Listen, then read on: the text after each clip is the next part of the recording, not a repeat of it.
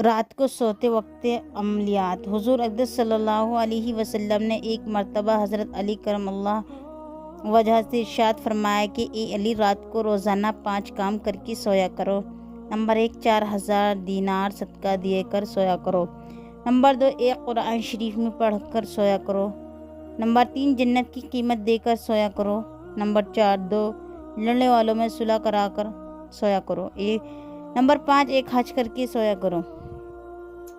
حضرت علی نے یہ عرض کیا، یا رسول اللہ، یہ امر محال ہے، مجھ سے کب بن سکیں گے؟ پھر حضور صلی اللہ علیہ وسلم نے ارشاد فرمایا کہ 4 مرتبہ سورہ فاتحہ پڑھ کر سویا کرو اور اس کا ثواب 4000 دینار کے برابر ہے۔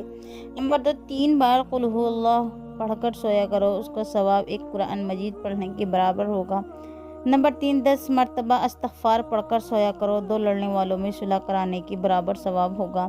نمبر 4، 10 مرتبہ درود شریف پڑھ کر سویا کرو، جنت کی قیمت ادا ہوگی۔ نمبر 5، 4 مرتبہ تیسرا کلمہ پڑھ کر سویا کرو، ایک حج کا ثواب ملے گا۔ اس پر حضرت علی نے عرض کیا، یا رسول اللہ صلی اللہ علیہ وسلم، اب تو میں روزانہ یہی عملیات کر کے سویا کروں گا۔ قرآن کریم کی پڑھنے کی فضیلت۔ روزانہ قرآن عظیم کی تلاوت کیا کرو، اس لیے کہ حدیث شریف میں آیا ہے کہ رسول اللہ صلی اللہ علیہ وسلم نے فرمایا، قرآن پڑھا کرو، اس لیے یہ قرآن قیامت کے دن قرآن پڑھنے والوں کی شفاعت کرنے کے لیے آئے گا۔ حدیث قدسی میں آیا ہے کہ اللہ تعالیٰ فرماتا ہے، جس شخص کو قرآن کریم کی تلاوت کرنے، یاد کرنے یا غور و فکر کرنے، تفسیر و ترجمہ کرے وغیرہ کرنے کی مصروفیت نے میرا ذکر کرنے کو اور مجھ سے دعائیں مانگنے سے روک دیا، یعنی ذکر کرنے اور دعا مانگنے کی فرصت نہ ملی، تو میں اس شخص سے بڑھ کر دیتا ہوں جو دعائیں دے اور حاجتیں مانگنے والوں کو دے، یعنی اللہ اس کی تمام حاجتیں اور مرادیں پوری کر دیتا ہوں۔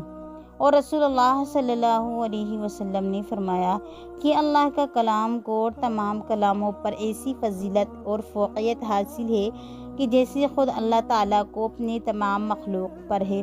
اور حدیث میں آیا کہ رسول اللہ صلی اللہ علیہ وسلم نے فرمایا، تم قرآن کو سیکھو اور اس کا علم حاصل کرو اور اس کو پڑھو پڑھاؤ، اس لیے کہ قرآن کی مثال اس شخص کے حق میں جس نے قرآن سیکھا اور اس کا علم حاصل کیا، پھر اس کو پڑھا پڑھایا بھی اور اس پر عمل بھی کیا، خاص کر تہجد کی نماز پڑھا، ایسی جیسے مشک بھری منہ کھلی تھیلی جس کی مہک ہر جگہ پہنچتی ہے، اور اس حق میں قرآن کو سیکھا کرو، اس کا علم بھی حاصل کرتا ہے، مگر رات کو غافل پڑا سوتا رہتا ہے، ورنہ اس پر عمل کرتا ہے، حالانکہ اس کے دل اور اندر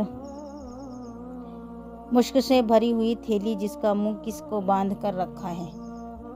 یہ دعا، اس سے فرشتے بھی کانپتے ہیں۔ اللہم یا ودود یا ذی العرش المجید یا مبدئ یا معید یا فعال لما یرید یا ذی العزت التی لا تقام والملک الذی لا یزام یا من علی نورہ ارکان عرشہ یا مغیث اغثنی یا مغیث اغثنی یا مغیث اغثنی انک علی کل شیء قدیر۔ فرماتے ہیں کہ ایک مظلوم نے یہ دعا پڑھی، اس وقت ایک کڑک کی آواز آسمان سے آئی اور ایک فرشتہ ہاتھ میں برچھالے ہوئے نازل ہوا، اس فرعون کو جو اس مظلوم کو قتل کرنا چاہتا تھا قتل کر دیا، اور کہا کہ اے زید، جب تو نے پہلی مرتبہ خدا سے دعا کی تو میں ساتوں آسمان پر تھا، جبرائیل علیہ السلام نے آواز دی، اس مظلوم کو مدد کون جانتا ہے؟ میں نے کہا میں جاتا ہوں۔ پھر جب تو نے دوسری بار دعا کی تو میں آسمان دنیا پر تھا، پھر جب تو نے تیسری بار دعا کی تو میں آ پہنچا، اس دعا کو پڑھ کر دعا مانگے گا، اس کی دعا قبول ہوگی۔ پھر جب زید حضور صلی اللہ علیہ وسلم کی خدمت میں حاضر ہوئے تو آپ سے واقعہ بیان کیا، تو آپ صلی اللہ علیہ وسلم نے فرمایا، خدائے تعالیٰ نے تجھ کو اپنا اسم اعظم تلقین کیا ہے، اس کے ساتھ جو دعا مانگی جاتی ہے قبول ہوتی ہے۔